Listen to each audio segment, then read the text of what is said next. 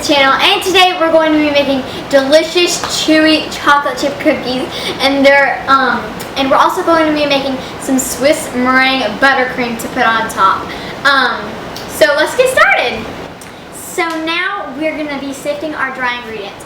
So our dry ingredients, it's really simple and easy. That's why I love these cookies. And so what you're going to need is 2 1/4 cups of flour, and you're going to need 1 teaspoon of baking soda and 1 teaspoon of salt. So now we're just going to sift all the ingredients together into a bowl. And the only reason you want to sift them is just because you don't really want to have like a ton of flour lumps in your cookies. That can make it and also with baking soda, whenever you use baking soda instead of baking powder, the baking soda, if there's any chunks of it, you get this really horrible acidy taste, and it's horrible. You just don't want to taste that. And sometimes that happens with flour as well, and even salt, if there's clumps of salt ever. And as you can see, we have just a few little clumps at the bottom. We're actually going to throw those away because right after you sift those, they're probably just going to clump back up. So let's continue. So now what we're going to do is we're going to mix up our butter and both of our sugars.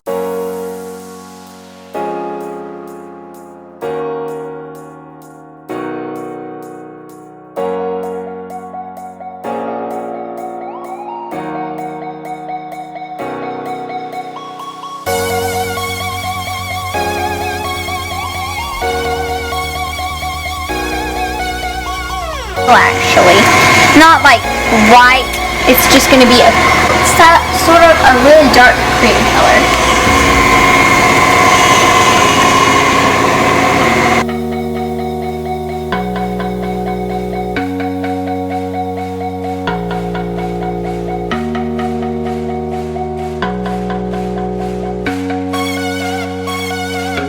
So now, since that has been beating up for a little while, it's a lot paler than it was, as you can see. Now you're going to need to add in your vanilla extract and your 2 eggs. So I already added in my vanilla and just let that whip up slightly. So you're just going to want to keep it off and add in 1 egg, and then just mix that up until it's pretty much incorporated. You don't want to overmix it, because that can come with a very hard and not chewy type of cookie. And so now you're just gonna add your second egg in, and you're just gonna let that just mix up until it's all incorporated. So now what we're gonna do is we're just gonna slowly add in our sifted ingredients. So what you're gonna do is you're gonna want to add this in about 3/4 of a cup to a little bit less than 1 cup at a time. You're just gonna do this. It's gonna be 3 to 4 additions. You're gonna do this, and just you don't want to turn it up any higher than speed 2 or medium low, because you don't want to beat this, because that would just make, as I said earlier, for a really hard and not chewy or fluffy or soft cookie. So it's mixed up.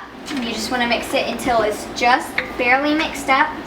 And now you're going to add in another little bit of your flour. Like I said, we're going to do this in 3 to 4 additions. So this is our second addition. And like I said, you're just going to start off on the lowest speed that you can get. And you're just going to let it just slowly mix up on the lowest speed that you can get. And as you can see, it's starting to slightly come away from the sides, but it's not there yet. Obviously we still have more flour left. So now that's mixed. And also, if your batter or dough seems really dry and you haven't added all of your flour in yet, that's okay. You don't have to use it all. But sometimes you don't need to use it all. Sometimes you need to use all of it. It's the perfect amount, but sometimes you might even need a little bit more. It just depends.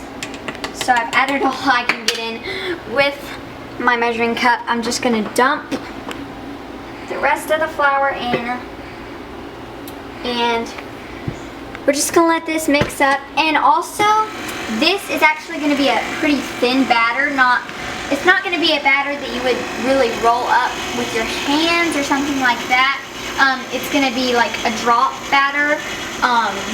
You can do, what I usually like to do is do about like maybe 2 to 2.5 tablespoons per cookie.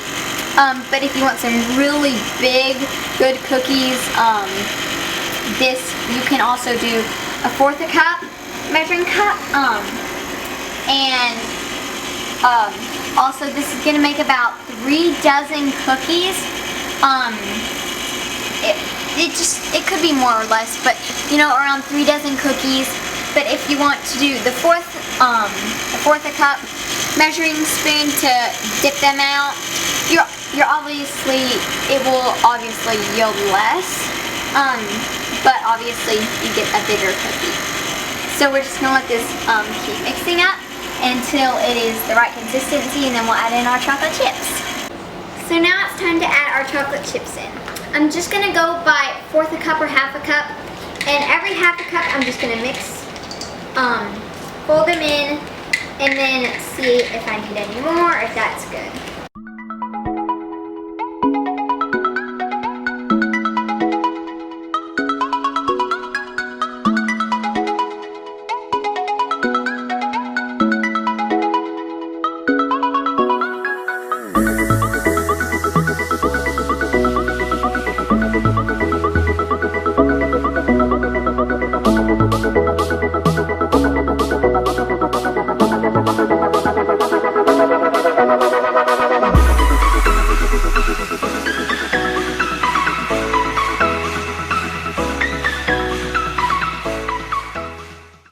Also, if you didn't want just the plain chocolate chip cookie, you could do 1 cup of each of these things. You could do 1 cup of semi-sweet chocolate chips mixed with 1 cup of peanut butter chips mixed with 1 cup of white chocolate chips, which makes for a really kind of exotic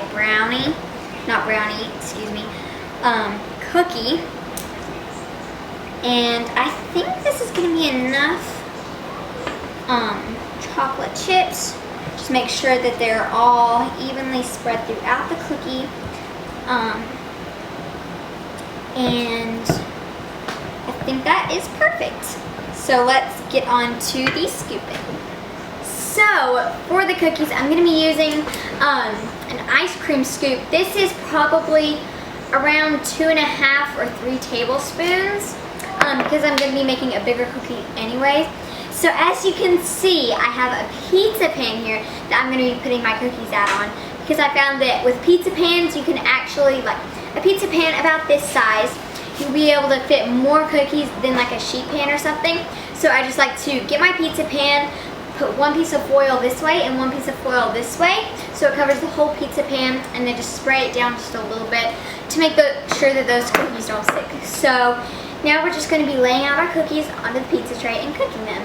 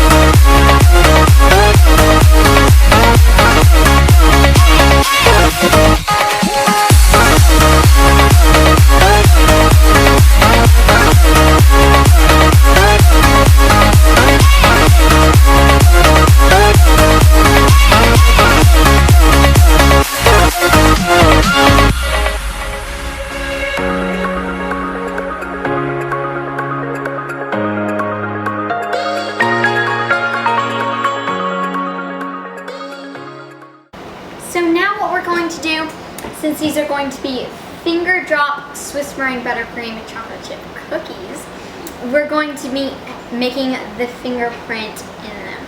So what I have here is a very small saucer of water.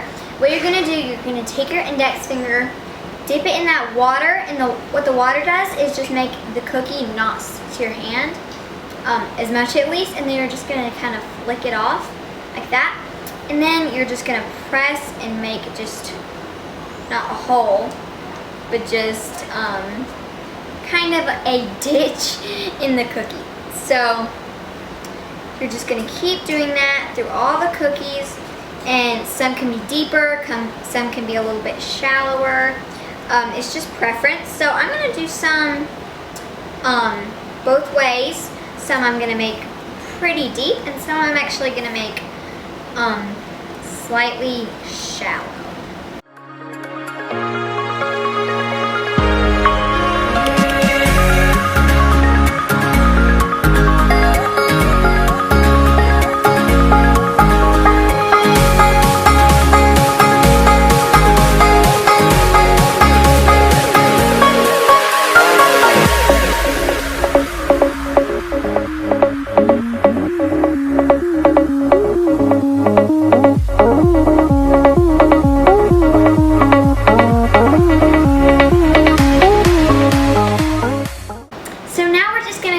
Cookies into the oven at 375 degrees Fahrenheit for 8 to 10 minutes.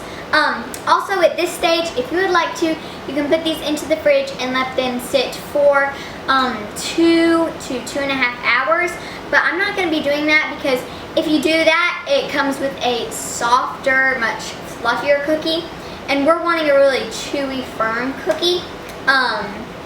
So I'm not going to be doing that step, so we're just going to put these into the oven for 8 to 10 minutes. Guys, also, if you haven't already, make sure to like and don't forget to subscribe.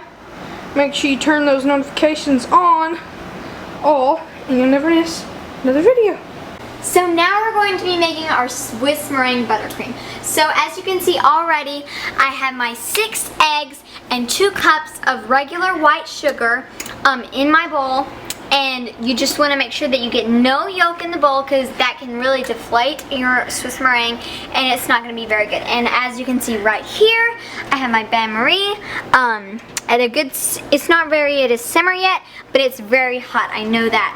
So what I'm going to do is I'm just going to set my bowl right over it, and you want to make sure that your bowl is not touching the water. Because if it's touching the water, it can cook the bottom of your bowl, it can cook the eggs and scramble them, and that is really not what you want, you guys.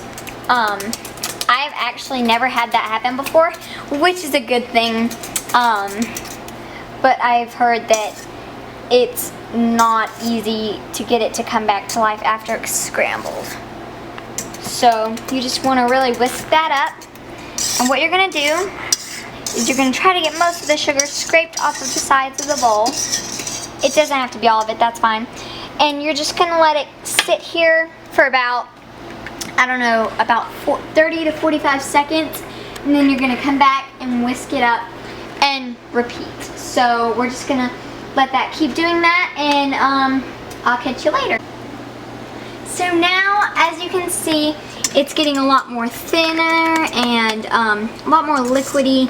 And you can see it's gotten a lot paler, and you can see that there's not as much sugar granules in there. We're still gonna let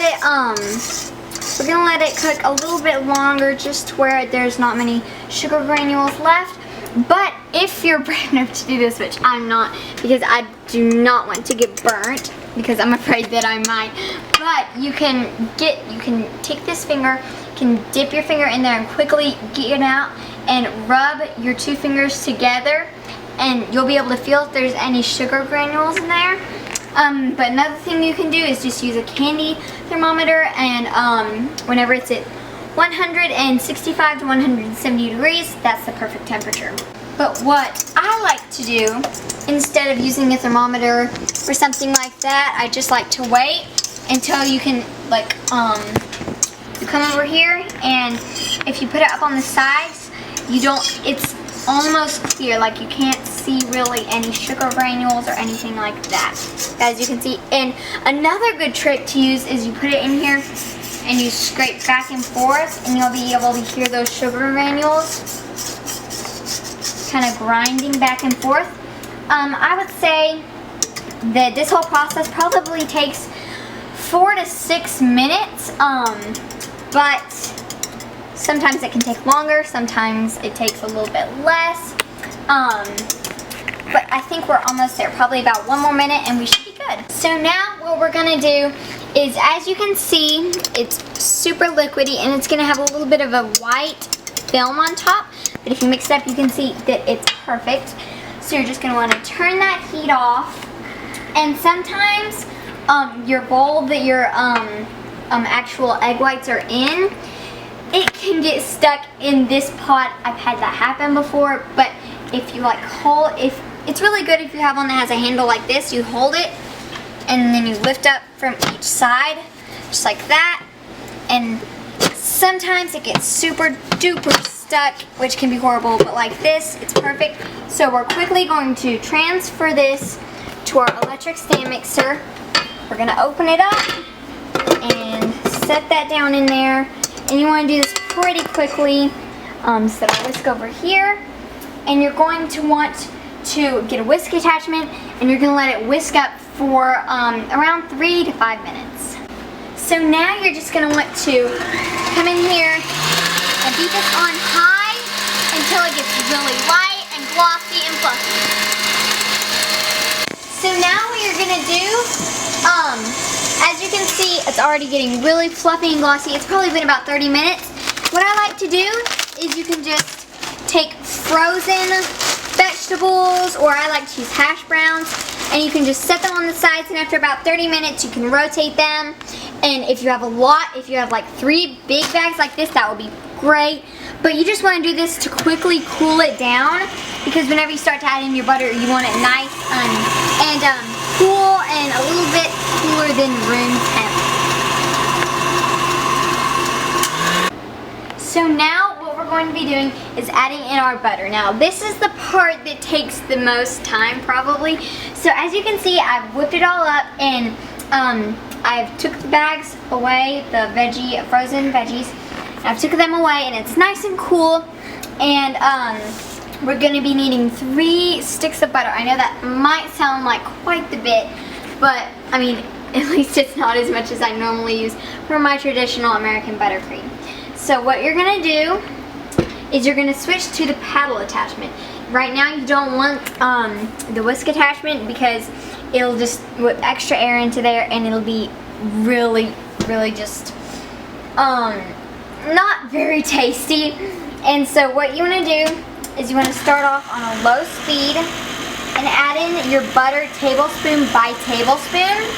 And after you put 1 tablespoon and like piece of butter in, you're going to wait about 10 to 15 to 20 seconds just in that area, or until you can't see any clumps. So you're just going to let that mix up, and then turn it back down and add in another tablespoon. So you're just going to keep doing this until all of your butter has gone away. So I'm just going to keep adding up in the butter, and I'll see you soon. So now, as you can see, we have our Swiss Meringue Buttercream made, and I have it in a bag with a really slim star tip, and we have our cookies, and as you can see, I've already iced one, and we can do it all different shapes. Well, not really shapes, all different ways.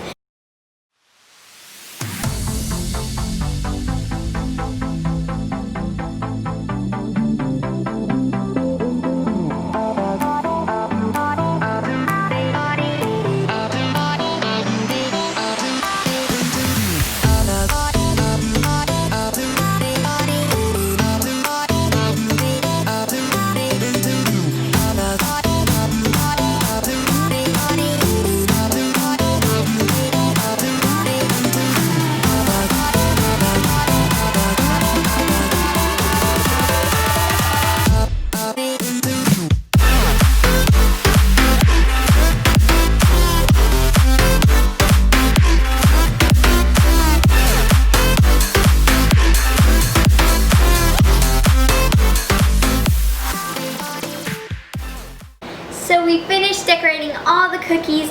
And as you can see here, you can see the different things that you can do on top. You can do just a big blob, you can do like a rosette shape, and you can do like a big star. And this is the Swiss Meringue Buttercream filled chocolate chip cookie. I hope you guys like this video. If so, make sure to go like, subscribe, and comment. Don't forget to hit that notification bell, and we'll see ya. Hey guys, welcome back to the channel, and today we're going to be making chocolate chip cookie. What is it? Dude, what is it? Why can't we do this? Why is this so hard? Guys, why is this so hard? Why is this so hard? Hey guys, welcome back to the channel, and today we're going to... Pathetic.